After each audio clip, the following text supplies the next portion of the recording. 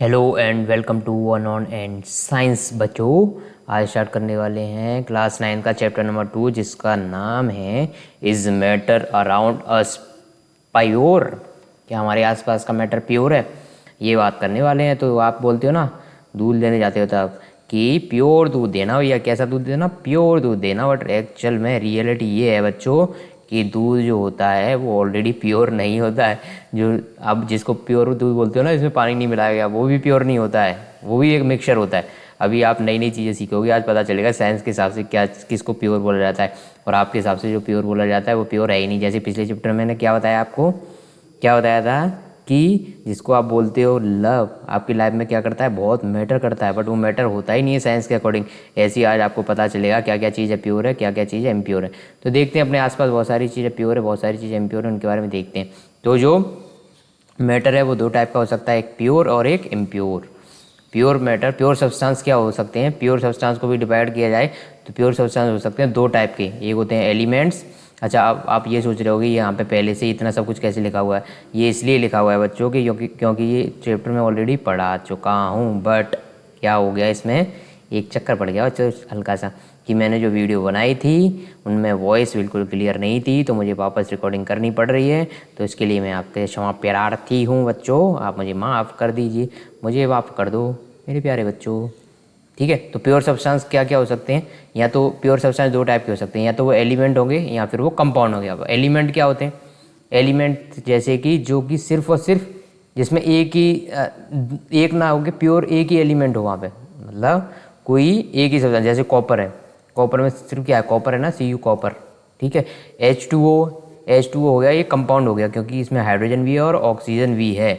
जबकि एलिमेंट में क्या है, सिर्फ और सिर्फ एक ही चीज़ है। यदि हाइड्रोजन हो गया, सिर्फ यहाँ पे हाइड्रोजन लिखा होता तो वो एलिमेंट हो जाता, यदि सिर्फ H लिखा होता तो वो एलिमेंट हो जाता। जबकि या दो या दो से ज़्यादा एलिमेंट्स आपस में जुड़े हुए हैं तो उसे बोलते हैं कंपाउंड। अब देखो, एलिमेंट भी प्योर होता है, कंपाउंड भी प्योर होता है, इसको कैसे डिफ्रेंशिएट करेंगे वो मैं आपको बताता हूँ। पर एलिमेंट भी तीन टाइप के हो सकते हैं। एलिमेंट में मेटल हो सकते हैं, नॉन मेटल हो सकते हैं और मेटलॉइड्स हो सकते हैं। मेटल तो आप जानते हो, बहुत सारे मेटल आपने नाम सुना होगा। आयरन है, कॉपर है, आयरन कॉपर हो गया, एल्यूमिनियम हो गया, ये सारे क्या हैं, मेटल हैं। और जो कि नॉन मेटल होंगे वो क्या क्या, जिनके नाम बता सकते हो आप, क्लोरीन हो गया, फ्लोरीन हो गया। ठीक है, ये सारे नॉन मेटल हो गए आपके। मेटलॉइड्स जो इनके बीच में होते हैं, मतलब मेटल और नॉन मेटल के बीच में प्रॉपर्टी शो करते हैं, वो गए मेटलॉइड्स। जैसे कि जर्मेनियम, सिलिकॉन, बोरॉन, ये सब क्या है, मेटलॉइड्स हैं। समझ गए आप। तो एलिमेंट्स कितने टाइप के बताए मैंने आपको, तीन टाइप के, metal, non metal and metalloids. अब सेकंड है कंपाउंड्स, सेकंड है कंपाउंड्स। तो कंपाउंड में मैंने बताया जिसमें दो या दो से ज़्यादा एलिमेंट आपस में जुड़े होंगे उसको बोलेंगे कंपाउंड।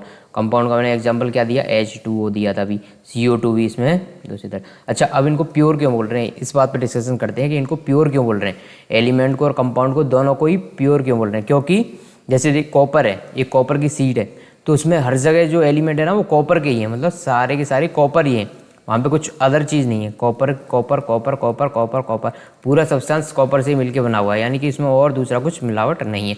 अब कंपाउंड में, जैसे कंपाउंड में तो अब आप ये सोचोगे कि सर H2O आपने एग्जांपल दिए तो वहाँ पे हाइड्रोजन और ऑक्सीजन हो गया, बिल्कुल सही बात है, हाइड्रोजन और ऑक्सीजन। बट थ्रू आउट जो कंपोजिशन है ना वाटर का, थ्रू आउट जो कंपोजिशन है वो H2O का ही रहेगा। अब ऐसा नहीं है कि कई जगह पे H2O हो जाए, किसी जगह पे HO2 हो जाए, किसी जगह पे H3 हो जाए, ऐसा नहीं। यदि पानी है तो वो हर जगह से H2O ही होगा। क्या होगा, H2O ही होगा। समझ में आ रहा है बच्चों। यदि एक जगह H2O है तो पूरे वाटर का कंपोजिशन H2O ही होगा। अब देखते हैं इनकी प्रॉपर्टीज़, मेटल की प्रॉपर्टी देख लेते हैं और नॉन मेटल की प्रॉपर्टीज़ देख लेते हैं। तो मेटल की क्या क्या प्रॉपर्टी होगी, ये गुड कंडक्टर होते हैं, किस किस के, हीट के एंड इलेक्ट्रिसिटी के। तो हीट के और इलेक्ट्रिसिटी की कैसे गुड कंडक्टर होंगे, हीट को यदि आप कॉपर से पास कराओगे तो ये इजीली एक जगह से दूसरी जगह पास हो जाएगी, एक जगह से दूसरी जगह हो जाएगी। जैसे आप कॉपर की रॉड को ले जाते हो गैस के पास, क्योंकि आप तो खरापत करते ही रहते हो, कॉपर की रॉड को ले गए गैस के पास, उसको गर्म करना स्टार्ट किया, तो आप देखोगे कि दूसरी साइड अपने आप गर्म होना है, यानी कि आपके हाथ में भी वो हीट पहुंच जाएगी। ऐसा क्यों होता है, क्योंकि कॉपर हीट का अच्छा कंडक्टर होता है, हीट का अच्छा कंडक्टर होता है बच्चों। जैसे कि आप देखते हो घर में भी चमचा वगैरह यूज करते हो ना, कि सब्जी वगैरह में चमचा वगैरह यूज करो तो कुछ टाइम के बाद क्या हो जाता है, वो ऊपर से गर्म हो जाता है। इसीलिए आजकल उसमें हैंडल एक सीट लगी रहती है, जो बैकलाइट शीट होती है वो क्या करती है, हीट को कंडक्ट नहीं करती जल्दी से, और चमचा आपका हाथ गर्म नहीं होता। क्यों नहीं होता, क्योंकि वो ऊपर सीट लगी हुई, उस वजह से। आपने देखी होगी ना आजकल सीट। पहले क्या होता है, चमचा पूरा का पूरा जैसे एक ही मेटल का बना हुआ है, स्टील का चमचा है तो स्टील का ही बना हुआ है थ्रू आउट। तो क्या होता है, उसको आपने सब्जी में डाला, थोड़ी देर बाद जो सब्जी वाला पार्ट है वो तो गर्म हो गया तुरंत ही, और थोड़ी देर के बाद ये जहाँ से आप पकड़े हुए वो भी गर्म हो गया। ऐसा क्यों होता है, क्योंकि मेटल अच्छे कंडक्टर होते हैं किसके, हीट के। हीट को एक जगह से दूसरी जगह तुरंत पास करा देते हैं। और इलेक्ट्रिसिटी के भी अच्छे कंडक्टर होते हैं, जैसे कॉपर के वायर तो यूज़ करते हैं इलेक्ट्रिसिटी कंडक्टर कराने में, इलेक्ट्रिसिटी कंडक्टर नहीं, इलेक्ट्रिसिटी कंडक्टर आने, कॉपर के वायर यूज होते हैं ना, इसी वजह से इलेक्ट्रिसिटी एक जगह से दूसरी जगह पहुंचती है। अरे बच्चे, एक जगह से दूसरी जगह पहुंचती है इसी वजह से।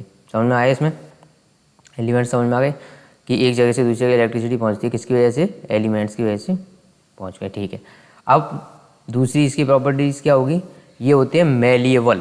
मेलिएबल का मतलब क्या होता है, इनको पीट पीट के जैसे तुम्हें पीट पीट के एक अच्छा स्टूडेंट बनाया जा सकता है ना, ऐसे ही एलिमेंट को पीट पीट के सीट बनाई जा सकती है, सीट बनाई जा सकती है। नहीं बच्चों, आपको तो बिल्कुल नहीं पीटना चाहिए, आपको तो प्यार प्यार से समझाना चाहिए। प्यार से समझाएंगे आपको सारी चीज़ें, पीट के नहीं। पीटते तो मेटल को ऐसे, किसको, मेटल को पीटने से क्या कर सकते हैं, उसकी सीट बनाई जा सकती है। यदि मेटल को पीट के सीट बनाई जा सकती है, इसी प्रॉपर्टी को बोलते हैं मेलिएबिलिटी। तो मेटल कैसे होते हैं, मेलिएबल होते हैं, और डक्टाइल भी होते हैं। डक्टाइल मतलब इनको खींच के आप वायर बना सकते हो। कौन सा, क्या बना सकते हो, वायर। यदि मेटल को खींचोगे तो वायर में कन्वर्ट हो जाएगा वो, जैसे कि कॉपर के वायर होते ही हैं।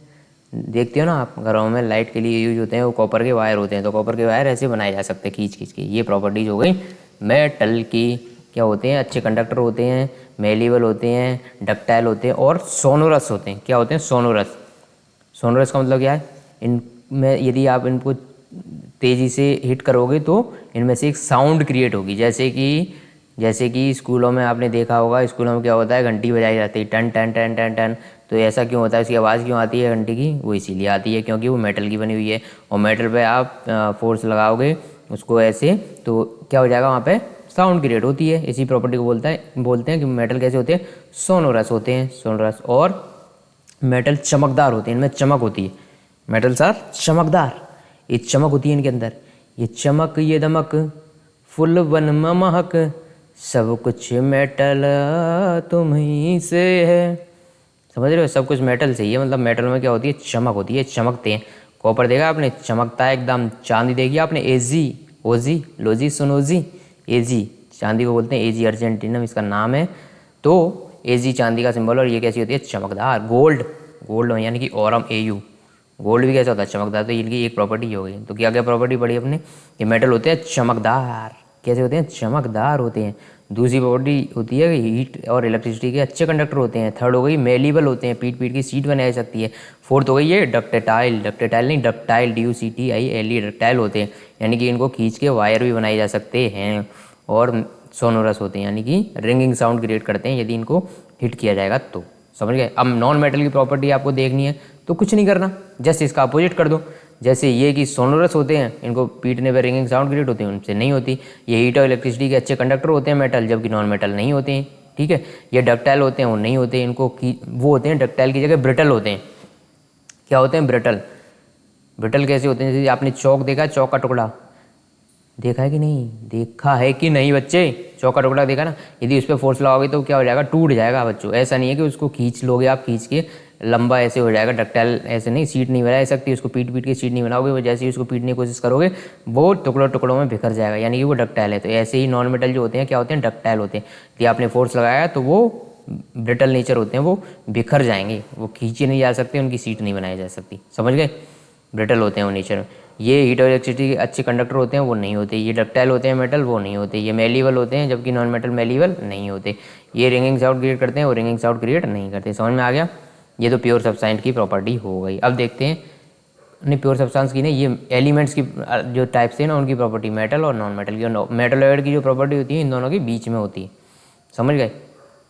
अब बात करते हैं कॉम्पाउंड। कंपाउंड के मैंने एग्जांपल दे दिया, जो दो या दो से एलिमेंट, दो या दो से ज़्यादा होंगे, पर तब भी इनको प्योर क्यों बोल रहे हैं, क्योंकि उनको थ्रू आउट जो कंपोजिशन होगा वो सेम रहेगा। यदि H2 हो तो हर जगह H2 ही रहेगा। CO2 है तो अब ऐसे नहीं कर सकते, कैसे नहीं कर सकते, ऐसे। कैसे, ऐसे।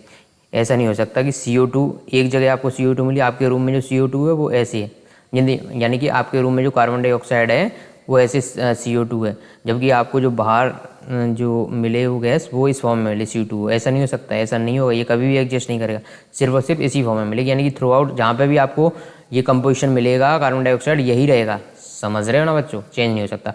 इम्प्योर सब्सटेंस यानी कि मिक्सचर। इम्प्योर सब्सटेंस क्या हो गए? मिक्सचर हो गए। अब मिक्सचर क्या हो गया? दो या दो से ज़्यादा एलिमेंट या कंपाउंड को मिला के जो चीज़ें बनाई जाती है उनको बोलते हैं इम्प्योर। जैसे कि पानी। पानी रे पानी तेरा रंग कैसा, जिसमें मिलाया उसके जैसा। ये पानी है, ये पानी है, ये पानी है, ये पानी है, ये पानी है। पानी में मिलाया नमक NaCl। क्या मिलाया? नमक। अब देखो दो चीज़ मिक्स हो गई ना, एक तो पानी है, याद आ गई नानी है। पानी में मिलाया नमक, नमक अलग चीज़ हो गई। जब पानी में नमक को मिलाया तो ये क्या बन जाएगा? मिक्सचर बन जाएगा। यानी कि ये इम्प्योर सब्सटेंस हो गया, ये इम्प्योर हो गया।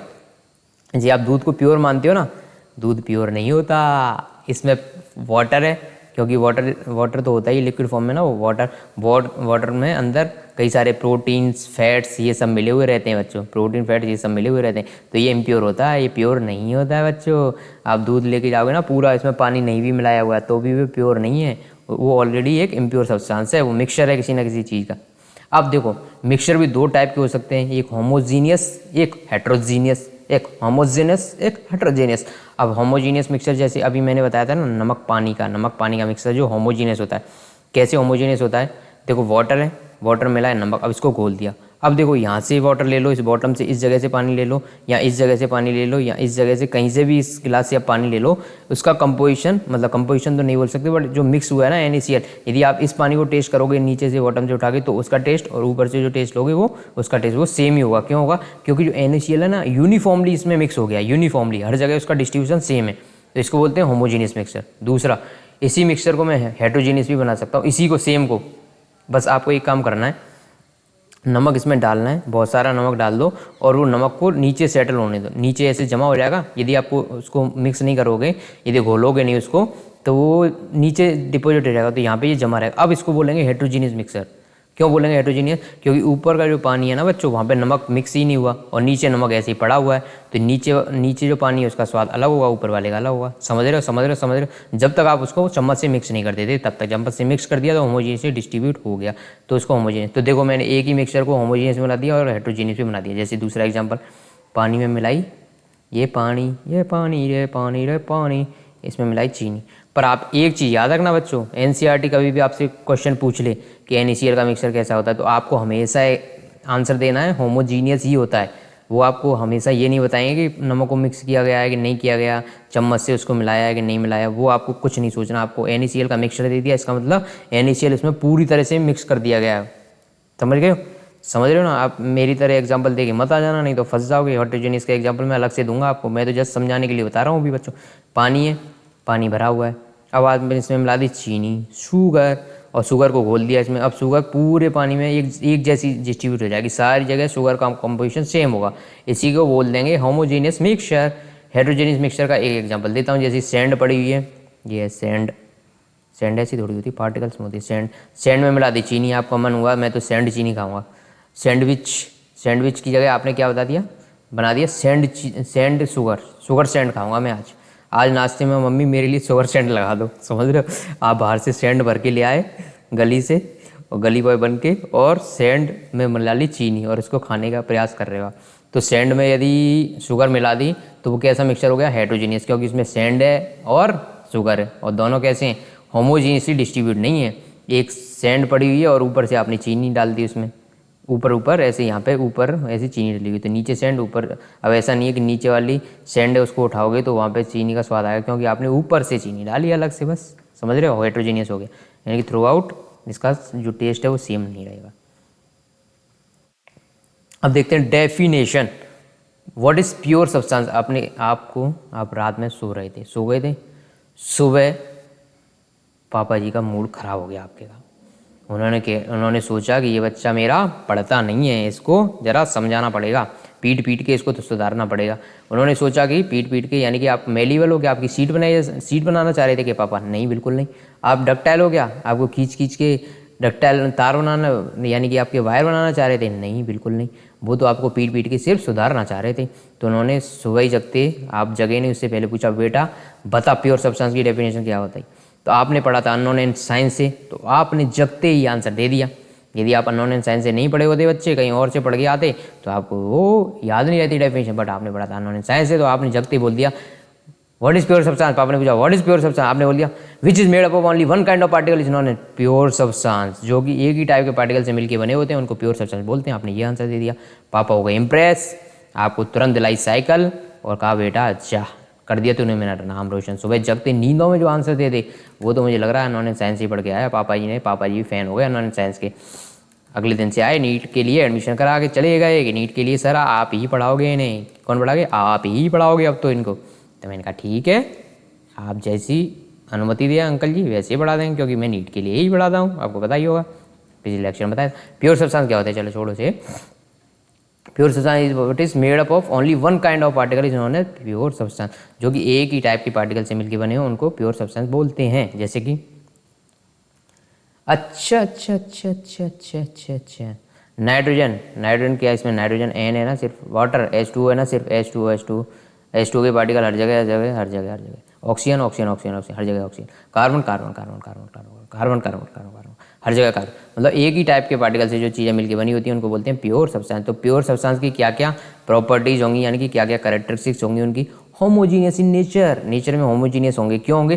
क्योंकि बच्चों जब एक ही टाइप के पार्टिकल से मिलके बने हुए हैं तो दूसरे का आने का चांस ही नहीं, यानी कि होमोजीनियस होंगे। यहाँ पे भी कॉपर, वहाँ पे कॉपर, अब तो सारे जहाँ में कॉपर। टन टन टन क्यों बोला मैंने? क्योंकि कॉपर सोनोरस होता है, उसकी साउंड आएगी टन टन, इसीलिए मैंने कॉपर का जो गाना गाया उसमें बोला टन टन। यहाँ भी कॉपर, वहाँ भी कॉपर, अब तो सारे जहाँ में कॉपर। टन टन, समझ रहे हो? टन टन बोलने का रीज़न है, ऐसे नहीं बोल रहा मैं टन टन, क्योंकि कॉपर क्या है, मेटल है, और मेटल जैसे ही इसमें कोई फोर्स लगाओगे इनको टन टन की आवाज़ सुनाई देगी। कॉपर, समझ गए? होमोजीनियस इन नेचर होता है क्योंकि हर जगह copper he copper. Have definite set of properties, इनकी फिक्स्ड प्रॉपर्टी होती हैं, जो कि प्रॉपर्टी मैंने आपको बताई भी थी। यदि प्योर सब्सटेंस में मेटल की, नॉन मेटल की, इन सब की प्रॉपर्टी बताई थी। कंपाउंड की प्रॉपर्टी जैसे H2O, तो H2O की प्रॉपर्टी जो है वो सेम रहेगी, एक डेफिनेट सेट ऑफ प्रॉपर्टी होगी इनकी। ऐसा नहीं कि H2O, अच्छा बताइए डेफिनेट सेट ऑफ प्रॉपर्टी का क्या मतलब हुआ? जैसे H2O है, अब H2O में क्या क्या है, हाइड्रोजन भी है और ऑक्सीजन भी है। तो देखो हाइड्रोजन, यदि आप आग जलाते हो ना, आग लगाओगे इसमें, तो हाइड्रोजन क्या करती है, आग लग जाती है इसके अंदर, यानी कि ये आग लगाने के काम आती है। क्या ये बुआ है? क्या ये सबकी बुआ है? बुआ आग लगाने काम करती है घर में। क्या ये सबकी मौसी है? बताइए बताइए, यही आग लगाती है ना। जनरली ऐसा बोले जाते हैं आग लगा दी इन्होंने घर में, ऐसा है। तो हाइड्रोजन वही आग लगाने वाली दादी, मौसी, बुआ, जो भी आप बोलो वही है ये। जबकि ऑक्सीजन भी क्या करती है, ऑक्सीजन भी आग लगाने में हेल्प करती है। मतलब कहीं पे भी आग लगानी हो तो वहाँ पे ऑक्सीजन की रिक्वायरमेंट होती है। जैसे आपने देखा होगा, एक्सपेरिमेंट कई सारे देखे होंगे, उसमें क्या करते हैं, एक मोमबत्ती लो, उसको जला दिया आपने, अब इसको एकदम उससे किसी कांच के ग्लास में पैक कर दो एकदम, जिसमें एयर नहीं जानी चाहिए। तो क्या होगा, इसके अंदर जितनी भी ऑक्सीजन है उसको पहले कंज्यूम कर लेगी, तब तक तो ये जलती रहेगी और इसके बाद ही अपने आप बुझ जाती है। क्यों? क्योंकि अब इसको ऑक्सीजन नहीं मिल रही, इसलिए ये बुझ जाती है। मतलब ऑक्सीजन भी आग लगाने का काम कर रही है। इसको मान लो ये चाची है और इसको मान लो ये बुआ है, ये दोनों आग लगाने का काम कर रही। पर जब दोनों से मिलके जब वाटर बना, तो वाटर तो एकदम क्या है, वाटर एकदम पापा जी की तरह है, पापा जी की तरह है। कैसे? वो कितनी भी आग लग रही हो घर पे, किसी के कलेश चल रहे हैं, वो आएंगे सबको शांत कर देंगे, आराम से प्यार से बातें करके। तो वाटर क्या करता है, आग को बुझाने का काम करता है। क्या करता है? आग को बुझाने का काम करता है। तो आपने क्या देखा यहाँ से, क्या चीज़ देखी कि भले ही हाइड्रोजन की प्रॉपर्टी अलग है, मतलब आग जलाने में सहायक है ये, ऑक्सीजन भी आग जलाने के लिए काम आती है, बट दोनों से मिलकर जो कंपाउंड बना अपना H2O, उसकी एक डिफरेंट प्रॉपर्टी है, पूरी डिफरेंट सेट ऑफ प्रॉपर्टी है। वो इफेक्ट नहीं हो रहा इससे, हाइड्रोजन और ऑक्सीजन की प्रॉपर्टी से इफेक्ट नहीं हो रहा। पानी आग बुझाने का काम करता है, यानी कि इनकी डेफिनेट सेट ऑफ प्रॉपर्टीज होती हैं।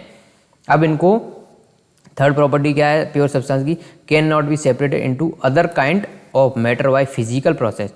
अब इनको आप फिजिकल प्रोसेस से तोड़ के अलग अलग नहीं कर सकते। जैसे H2O, तो आपका मन हुआ कि ऐसा करो, लाओ भाई पानी लेके आओ, आपने हाइड्रोजन अलग निकाल ली हाथ से, ऑक्सीजन अलग निकाल ली, हाइड्रोजन को इस कोने पे रख दिया, ऑक्सीजन को अलग कोने में रख दिया। ऐसे नहीं, हाथ से इनको फिजिकल प्रोसेस से आप सेपरेट नहीं कर सकते।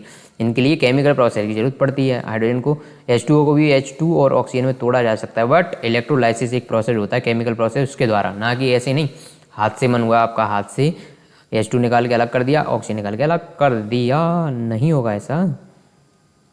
अब उनकी केमिकल कंपोजिशन के आधार पे प्योर सब्सटेंस को दो टाइप में डिवाइड किया था, जो कि मैंने आपको पहले बताया। पहला जस्ट आपको स्टार्ट करने के लिए एक क्या बोल सकते हैं इसको, खाका खींच रहा था मैं। अब इनको डिटेल में पढ़ रहे हैं अपन कि division of pure substance on the basis of chemical property. Chemical properties के बेस्ड पे प्योर सब्सटेंस को किस किस में डिवाइड किया जा सकता है। तो इनको नंबर एक एलिमेंट बताई दिए मैंने, ए जी ओ जी, लो जी सुनो जी मैं हूँ मनु मोजी, समझ रहे हो, मैं हूँ मनु मोजी। ए जी क्या है, अर्जेंटीना में इसको बोलते हैं, ये चांदी, चांदी रे चांदी तेरा रंग कैसा, चांदी है ये, ठीक है, ए जी।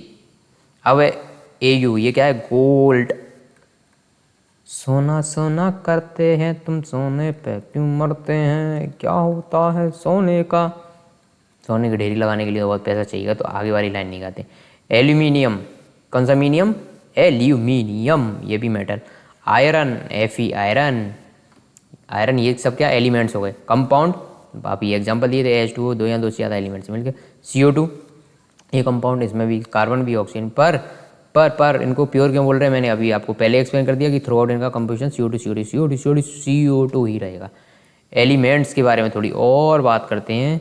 Form of matter which can not further broken down into simpler substance by chemical reaction because they are made up of only one kind of particles.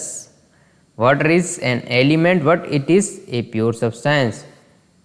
अब देखो यहाँ पे क्या बताया जा रहा है आपको कि देखो एलिमेंट किसको बोलते हैं, जिनको फर्दर आप सिंपल सब्सटेंस में डिवाइड नहीं कर सकते। जैसे कॉपर है, अब कॉपर को क्या ही आप डिवाइड करोगे, इसमें सी अलग करोगे, यू अलग करोगे क्या, ऐसा मत कर देना रे बच्चे।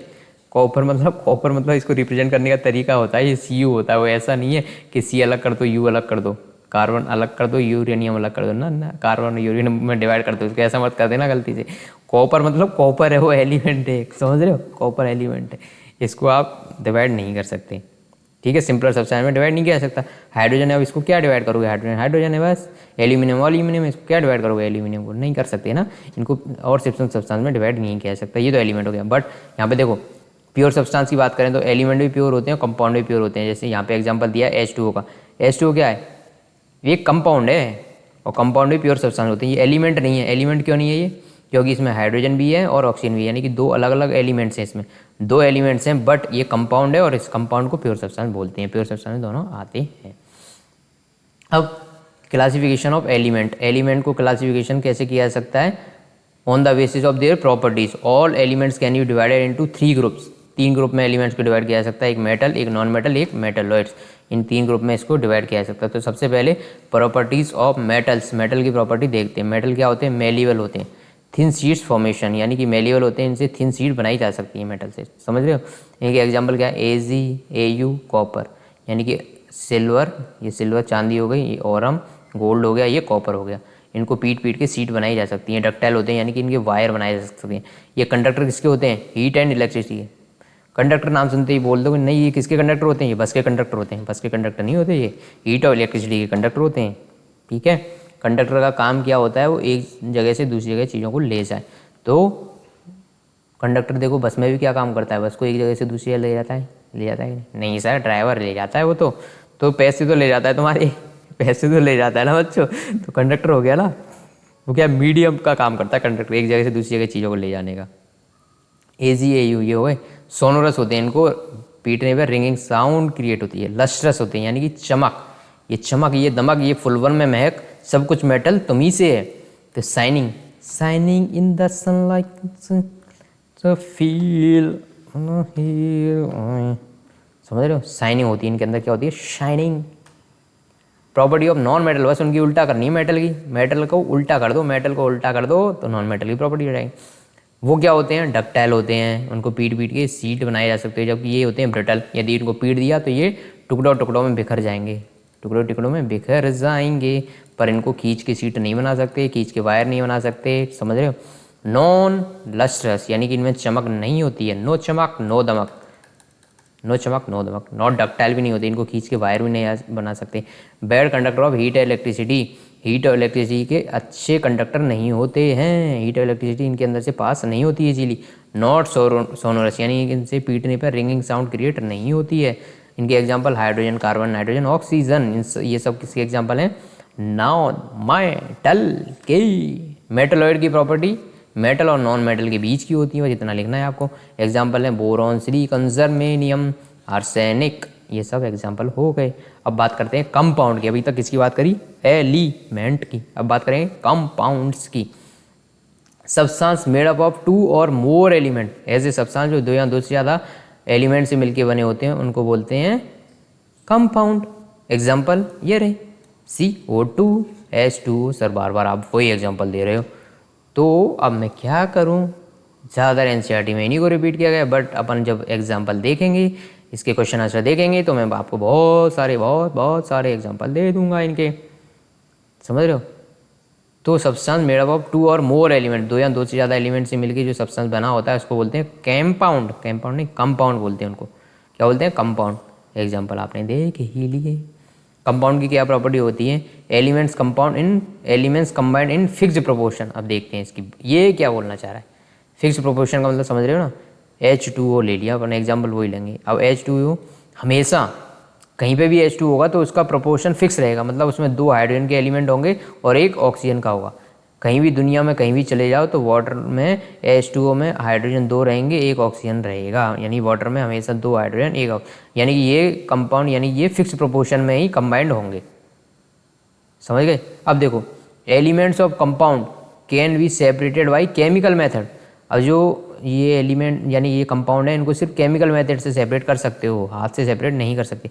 केमिकल मेथड, इसको H2O को सेपरेट करने का क्या होता है? इलेक्ट्रोलाइसिस। इसमें क्या होगा? इलेक्ट्रिसिटी पास कराओ तो ये H2O और O2 गैस में डिवाइड हो जाएगा। अब देखो बच्चों, आप इस सोच रहे हो मैंने H2 और O2 क्यों लिख दिया, ऐसा क्यों किया मैंने? ऐसा नहीं करना चाहिए मुझे फिर कैसा करना चाहिए? ऐसा करना चाहिए। ये केमिकल रिएक्शन बैलेंस हो गई। इसके लिए आपको एक चीज़ करनी पड़ेगी, आपको 10th की साइंस पढ़नी पड़ेगी, वहाँ पर केमिकल रिएक्शन को बैलेंस करना ऐसा आएगा आपको। Element of compound can be separated by chemical method, ये दूसरी प्रॉपर्टी होगी। Property of compound is different from their constituents element, ये भी मैंने आपको शुरू में बता दिया था कि इनकी प्रॉपर्टी कंप्लीटली डिफरेंट होती है अपने कॉन्स्टिट्यूएंट। जैसे H2O किससे बना है? हाइड्रोजन से और ऑक्सीजन से।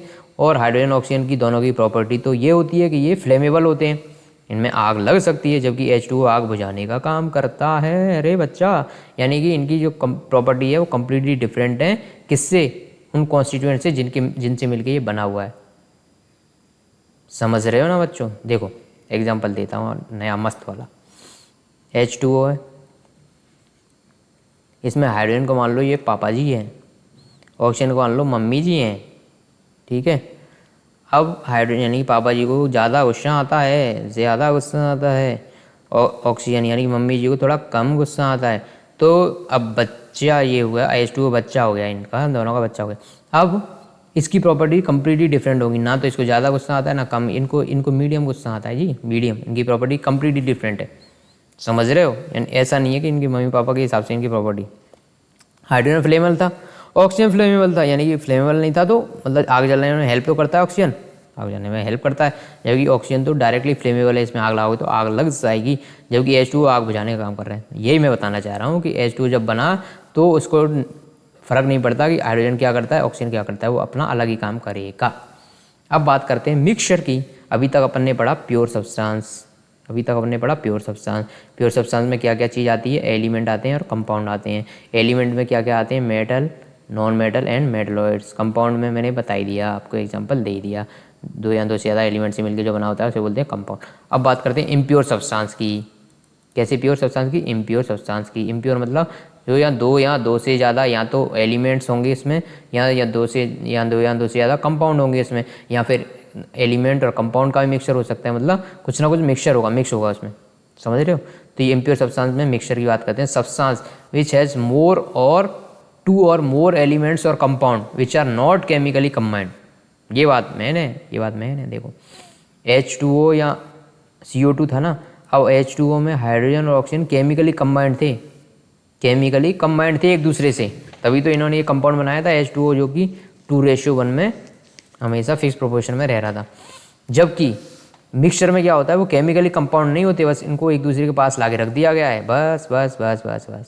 इनके एग्जाम्पल देखो, एयर एयर में क्या क्या होता है, नाइट्रोजन होता है, ऑक्सीजन होता है, और भी बहुत सारी चीज़ें होती है, पर मेन ये चीज़ें दोनों होती हैं। तो मेन देखो नाइट्रोजन और ऑक्सीजन ऐसा नहीं है कि इन्होंने केमिकल बॉन्ड बना लिया, कुछ बॉन्ड नहीं बना है, नाइट्रोजन अलग पड़ी हुई है, ऑक्सीजन अलग पड़ी हुई है, बस साथ में रह रहे हैं, ये साथ में रह रहे हैं, ये इनको कोई मतलब नहीं है एक दूसरे से, बस मिक्स आपस में साथ में रह रहे हैं। तो ये बात हो गई एयर की। दूसरा है लेमन वाटर। लेमन वाटर, आपने लिया ग्लास में वाटर, उसमें डाला 1 चम्मच चीनी को, उसमें डाला 1 नींबू को, और ये बना लिया आपने लेमनॉइड यानी कि लेमन वाटर। अब देखो ये मिक्सचर बना, कैसे बना मिक्सचर, पानी अलग है, लेमन अलग है, और शुगर अलग है, इनमें आप तीनों को स्वाद आएगा, तीनों का टेस्ट आएगा आपको, तीनों का आएगा ना। जबकि कंपाउंड होता है तो वो तो एक नई चीज़ बना लेता है और उसको उस पर डिपेंड नहीं करता, कॉन्स्टिट्यूएंट पर जिनसे मिलके बना हुआ है उन पर डिपेंड ही नहीं करता। जबकि मिक्सचर में ऐसा नहीं होता, मिक्सचर में हर चीज़ की अपनी अलग अलग प्रॉपर्टीज़ रहती हैं, हर चीज़ का अलग अलग स्वाद होता है। अब आप ये लेमन पानी पियोगे तो उसमें पानी भी है, पानी का भी आपको टेस्ट आ जाएगा, टेस्ट तो नहीं आएगा पर पता चलेगा ना पानी पी रहे हैं, बिल्कुल सही बात है। दूसरी चीज़ इसमें लेमन का भी टेस्ट आएगा, आपको पता चलेगा नींबू डला हुआ है इसमें, आपको इसमें चीनी का भी टेस्ट आएगा, मतलब तीनों चीज़ों का अलग अलग टेस्ट आ रहा है ना, इसीलिए इसको बोलते हैं मिक्सचर। और मिक्सचर 2 टाइप के होते हैं, होमोजीनियस और हेट्रोजीनियस। होमोजीनियस में थ्रू आउट कंपोजिशन सेम रहता है, यदि यहाँ से नींबू पानी ले लो तो भी उसका स्वाद वैसा ही आएगा जितना यहाँ से लोगे। क्यों? क्योंकि इसमें नींबू और चीनी सब जगह यूनिफॉर्मली डिस्ट्रीब्यूट हो गई। यदि यूनिफॉर्म डिस्ट्रीब्यूट हो कंपाउंड का एलिमेंट्स का मिक्सचर में तो उसको होमोजीनियस मिक्सचर कहेंगे।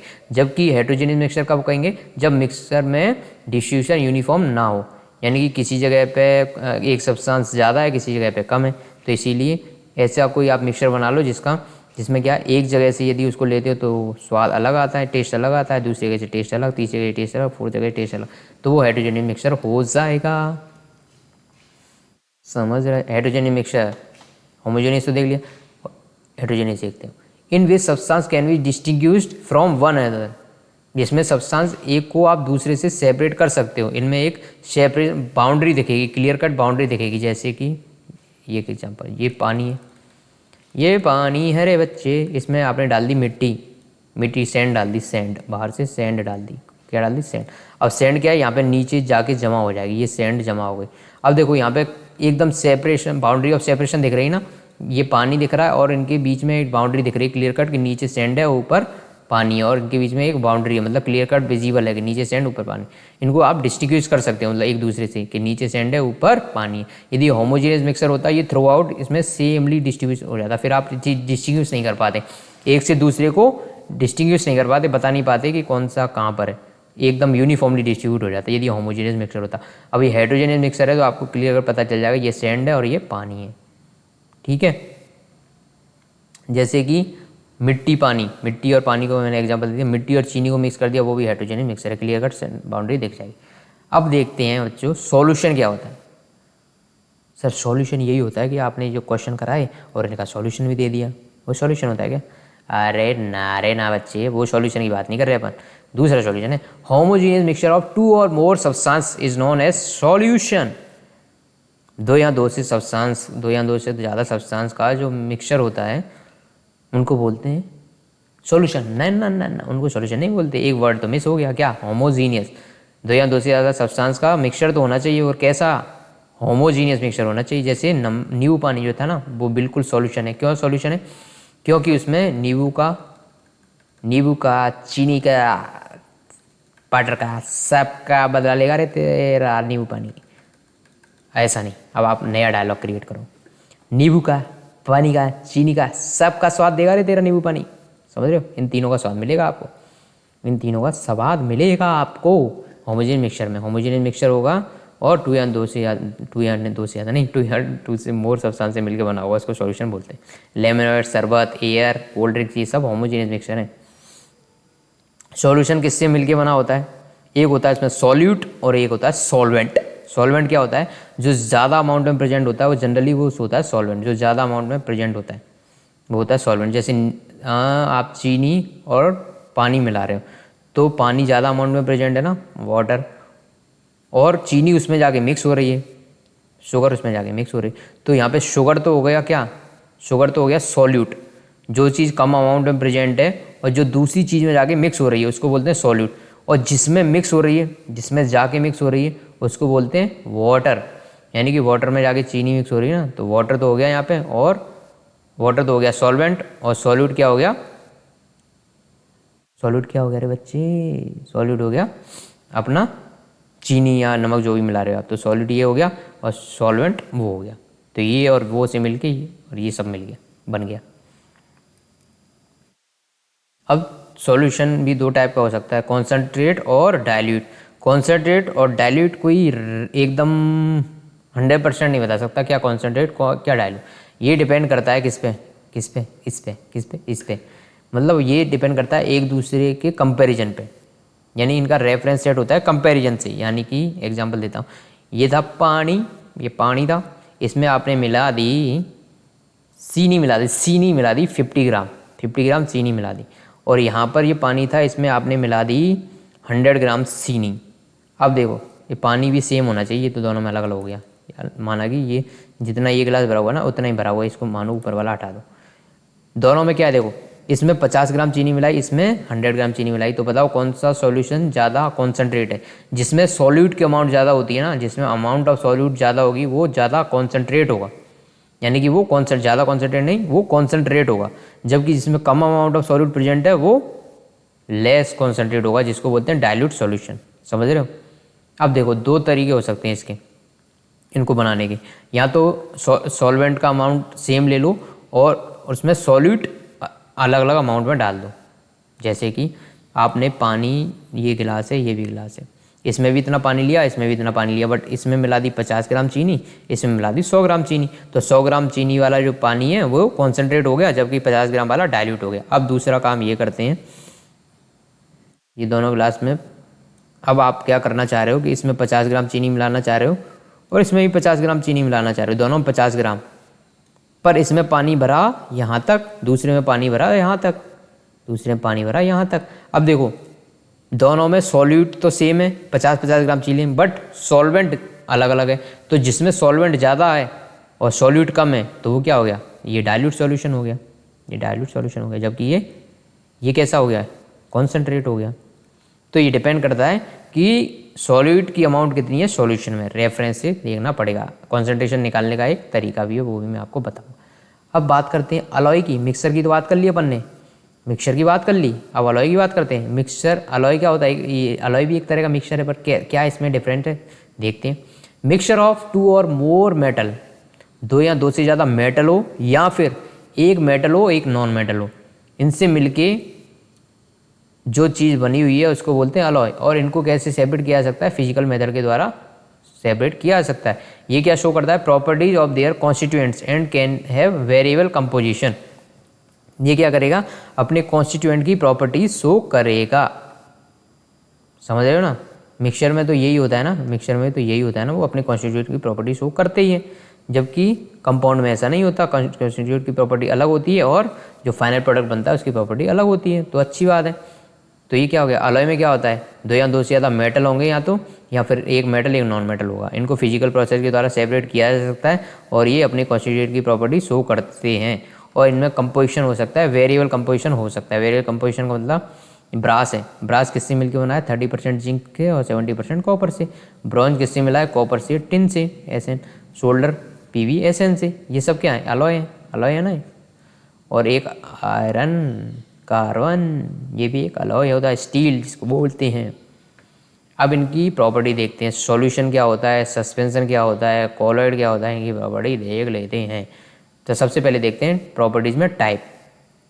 सॉल्यूशन होता है वो होमोजीनियस होता है, जैसे कि शुगर वाटर, नींबू पानी या बोल सकते हो लेमन वाटर, ये होता है होमोजीनियस मिक्सचर। दूसरा सस्पेंशन होता है वो हेट्रोजीनियस मिक्सचर। सस्पेंशन के एग्जांपल, पानी में डाल दिया अपनी सेंड, तो सेंड नीचे जाके डिपोजिट हो गई ना, पानी में सेंड डाल दी, सेंड नीचे जाके डिपोजिट हो गई, ये हो गया हेट्रोजीनियस मिक्सचर।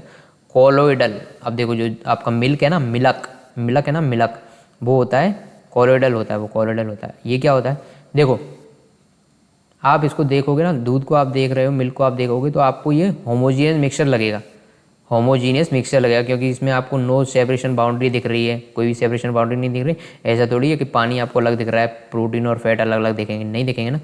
तो ये लगता होमोजीनियस है, लगता इधर का है पर हो जाता है उधर का। ये मतलब की बात ये है कि ये लगेगा तो होमोजीनियस मिक्सचर, बट होता है ये हेट्रोजीनियस, होता है हेट्रोजीनियस। एग्जाम्पल मैंने दे दिया मिल्क का, अब इसमें जो पार्टिकल का साइज होता है उनकी बात करते हैं।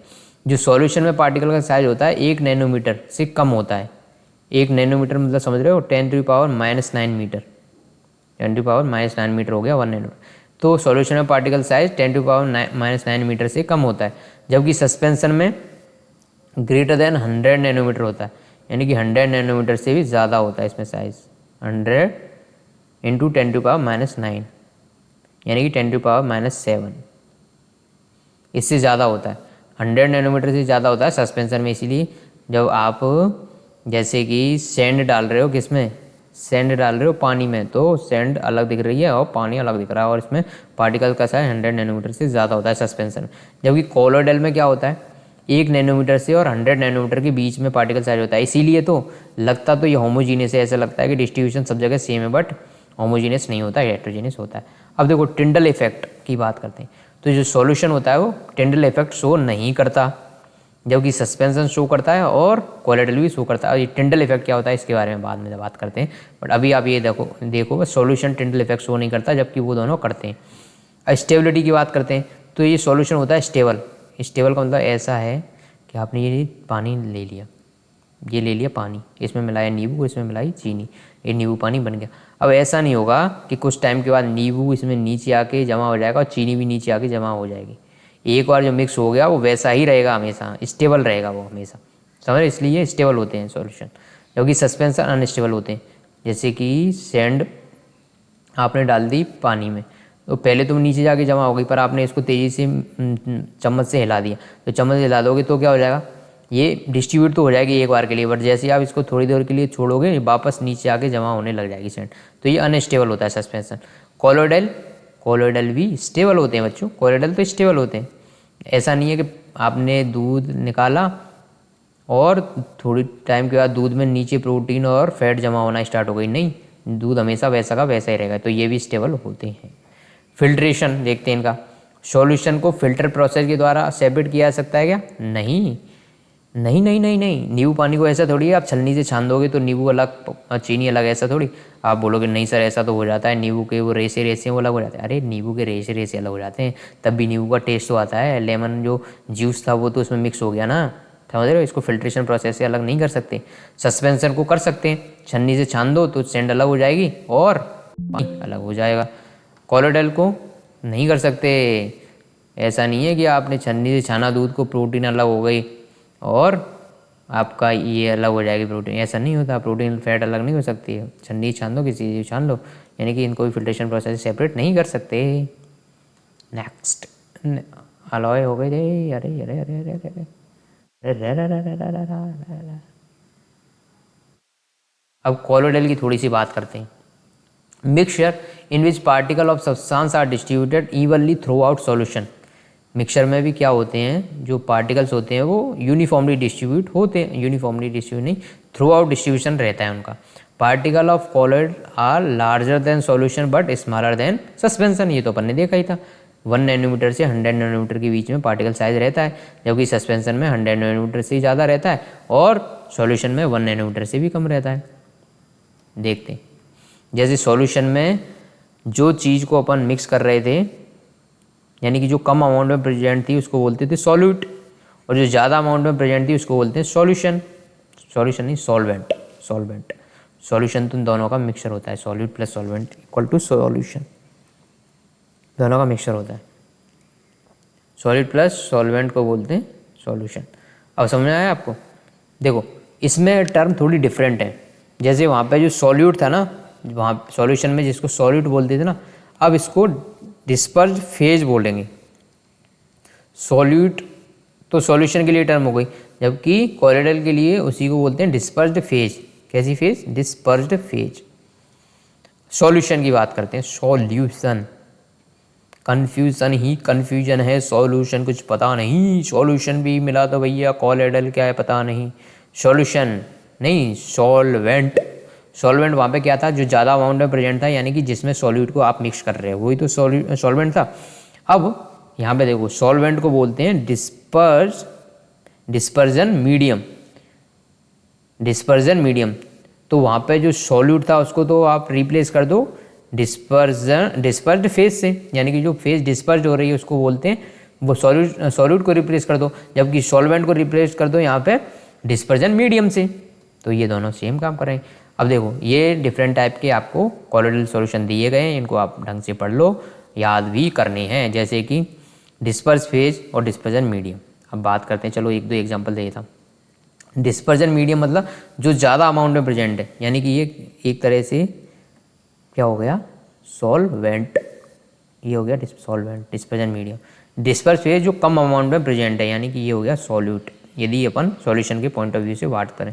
बस इसका टर्मिनोलॉजी अलग है, बाकी है ये सॉल्यूट ही और ये सॉल्वेंट है, बट इसको लिखना नहीं है। जब भी कॉलोइडल यूज़ करोगे तो सॉल्यूट और सॉल्वेंट की जगह डिस्पर्स फेज और डिस्पर्जन मीडियम यूज़ करना है।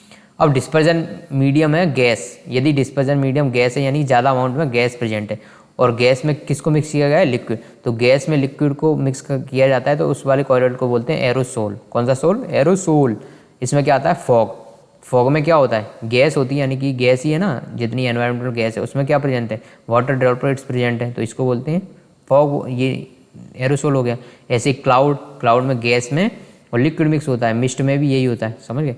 अब दूसरा तरह का कॉलोइडल है liquid in liquid, disperse phase भी लिक्विड है और डिस्पर्जन मीडियम भी लिक्विड है, दोनों लिक्विड है, तो इसको बोलते हैं इमल्सन, जैसे कि मिल्क, फेस क्रीम, ये सारे क्या हो गए, लिक्विड इन लिक्विड टाइप के कॉलोइडल सॉल्यूशन हो गए। थर्ड टाइप हो गया गैस में, यदि गैस में सॉलिड को मिक्स किया जाए तो उसको, जैसे कि स्मोक में क्या है, गैस है, और गैस के साथ साथ पार्टिकल्स होते हैं, जो पार्टिकल, डस्ट के पार्टिकल, या फिर बोल सकते हैं इंजन से जो एग्जॉस्ट निकलता है उसके पार्टिकल, ये सारी चीज़ें क्या हो गए, ये सारी चीज़ें सॉलिड फॉर्म में प्रेजेंट रहती है। तो यदि गैस में सॉलिड मिक्स किया जाए तो वो एक दूसरे टाइप का कॉलोइडल बनता है।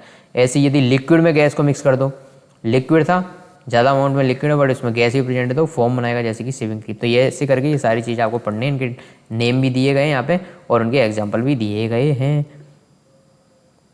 हाँ, टिंडे इफेक्ट नहीं, टिंटल इफेक्ट। टिंडल इफेक्ट क्या होता है, बताओ। अभी मैंने बताया था टिंडल इफेक्ट कौन कौन शो करता है, सस्पेंशन एंड कॉलोइडल, ये दोनों शो करते हैं, बस सॉल्यूशन शो नहीं करता। अब अच्छा, टिंडल इफेक्ट की डेफिनेशन नहीं दी, ये तो बड़ा मजाक हो गया।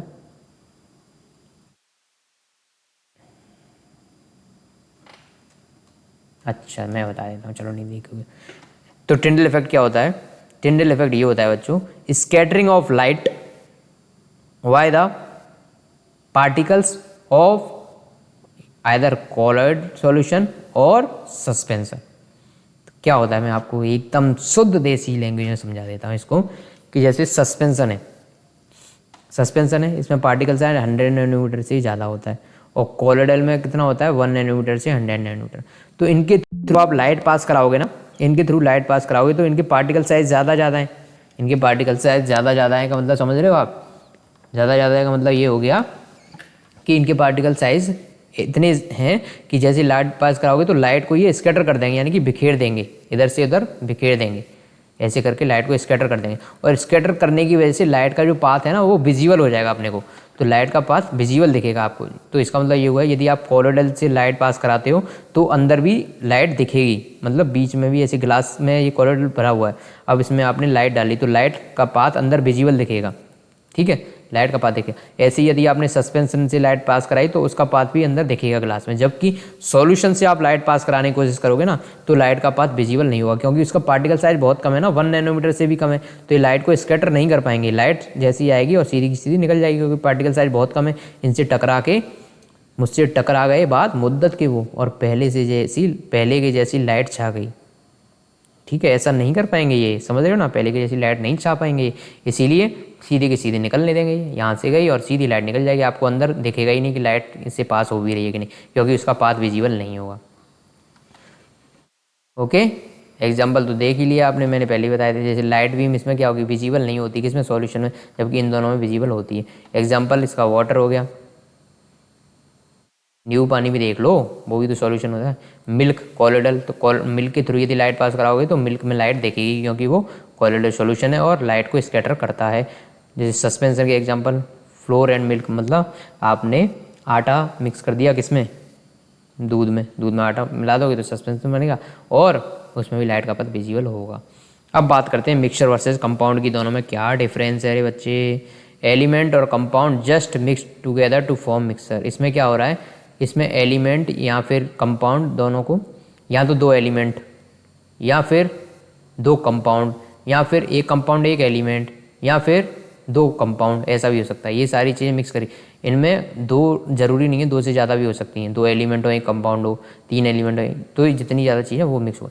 अब इसमें हो क्या रहा है मेनली कि इसमें जस्ट मिक्स हो रहे हैं, वो कोई भी केमिकल बॉन्डिंग नहीं है उनके बीच में। जैसे कि सैंड वाटर है, तो पानी में सैंड डाल दी तो ऐसा नहीं है कि वो आपस में केमिकल बॉन्ड बना रहे हैं, नहीं नहीं नहीं, सैंड अलग पड़ी हुई है, पानी अलग पड़ा हुआ है, कोई भी केमिकल बॉन्ड नहीं है उनके अंदर, तो ये हो गया मिक्सचर। जबकि कंपाउंड में क्या है, केमिकली कंबाइंड होते हैं। वाटर यानी कि हाइड्रोजन और ऑक्सीजन केमिकली कंपाउंड होकर H2O बनाते हैं। ऐसा नहीं है कि हाइड्रोजन अलग पड़ी रहेगी और ऑक्सीजन अलग पड़ी रहेगी, नहीं नहीं नहीं नहीं नहीं नहीं नहीं नहीं नहीं नहीं नहीं। CO2 में भी कार्बन और ऑक्सीजन केमिकली कंपाउंड होंगे, कार्बन और ऑक्सीजन केमिकली कंपाउंड होंगे, कंबाइंड होंगे, कंपाउंड नहीं कंबाइंड होंगे। और कंबाइंड हो गए तो यहाँ से क्या पता चला आपको, यदि ऐसे कंबाइंड हो गए तो आ गया मज़ा। कॉन्सेंट्रेशन ऑफ सॉल्यूशन, अभी मैंने कॉन्सेंट्रेशन की बात करी थी, कॉन्सेंट्रेशन होती क्या, इसकी थोड़ी और गहराई से बात करते हैं। Amount of solute dissolve in given amount of solution, कितने amount of solution solute dissolve है गिवन अमाउंट ऑफ सॉल्यूशन में, तो जितना ज़्यादा सॉल्यूट डिजॉल्व होगा उसकी कॉन्सेंट्रेशन उतनी ज़्यादा होगी। अब इसको कॉन्सेंट्रेशन को निकालने का कोई मेथड भी होना चाहिए ताकि अपने को पता चले कि किसी कॉन्सेंट्रेशन कितनी परसेंटेज है। तो इसके निकालने के 3 मेथड हैं, मास बाई मास, अब आगे देखेंगे mass by volume, volume by volume आगे है, वो अभी देखते हैं मास बाई मास। यदि आपको निकालना है तो कैसे निकालोगे, तो निकालने के लिए क्या करना है आपको, मास ऑफ सॉल्यूट, जैसे कि मैं एग्जांपल ले लूँ, जैसे कि ये एक पानी लिया आपने 100 ग्राम और इसमें मिक्स किया आपने 20 ग्राम नमक, तो यहाँ पे अमाउंट ऑफ सॉल्यूट कितना है 20 ग्राम और अमाउंट ऑफ सॉल्वेंट कितना है 100 ग्राम। तो यदि आपको इसकी कॉन्सेंट्रेशन निकालनी है मास बाई मास से, तो आपको ऊपर रखना है अमाउंट ऑफ क्या सॉल्यूट का मास। तो यहाँ पे सॉल्यूट का मास कितना है 20 ग्राम, सॉल्यूट का मास अपॉन में सॉल्यूशन का मास, तो सॉल्यूशन का मास कैसे आएगा, 100 ग्राम वाटर हो जाएगा प्लस 20 ग्राम प्लस 20 ग्राम 20 ग्राम हो गया अपना नमक या पानी जो भी है। तो यहाँ से कैसे निकलेगा 20 अपॉन 120 इंटू 100, 2 6 जा 12 तो 10/6, ये निकल के आ गया अपना 10/6, इसके हो गए परसेंटेज में हो गया, समझ में आ गया। तो मास बाई मास से यदि कॉन्सेंट्रेशन निकालनी है तो मास ऑफ सॉल्यूट ऊपर रखोगे, नीचे मास ऑफ सॉल्यूशन, सॉल्वेंट नहीं सॉल्यूशन, यानी कि आपको सॉल्वेंट का मास प्लस सॉल्यूट का मास ऐड करना पड़ेगा नीचे, ये जो यहाँ पे रखने के लिए, समझ गए हो, ये समझ में आ गया। इंटू 100 कर दोगे तो ये आ जाएगा। मास बाई वॉल्यूम परसेंटेज से भी सॉल्यूशन की कॉन्सेंट्रेशन निकाली जा सकती है। इसके लिए करना मास ऑफ सॉल्यूट रखना है ऊपर, मास ऑफ सॉल्यूट, और नीचे रखना है volume of solution, volume of solution, volume into 100। Volume of volume से भी निकाली जा सकती है, तो वॉल्यूम ऑफ सॉल्यूट ऊपर रखोगे, नीचे रखोगे वॉल्यूम ऑफ सॉल्यूशन।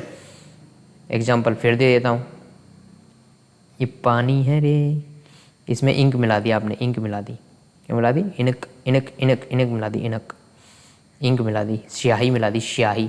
तो आपने 100 ml वाटर था, 100 ml, आपने इसमें मिला दी 10 ml स्याही। तो आपने ऊपर रखना है वॉल्यूम ऑफ सॉल्यूट, तो सॉल्यूट का वॉल्यूम कितना है 10 ml, और नीचे रखना है वॉल्यूम ऑफ सॉल्यूशन, तो सॉल्यूशन का वॉल्यूम कितना हो जाएगा 10 ml ink plus 100 ml water, तो 110 ml 110 ml हो जाएगा सॉल्यूशन का वॉल्यूम। तो 110 upon 110 into 100,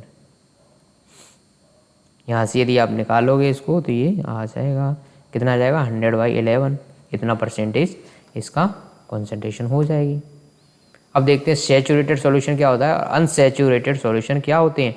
a solution in which no more solute can be dissolved at particular temperature is called saturated solution। देखो जैसे कि ये पानी लिया आपने, ये मान लो 100 ml पानी है, 100 ml, आपने इसमें नमक मिलाना स्टार्ट किया, 10 ग्राम नमक डाला और फिर 15 ग्राम डाला, फिर 20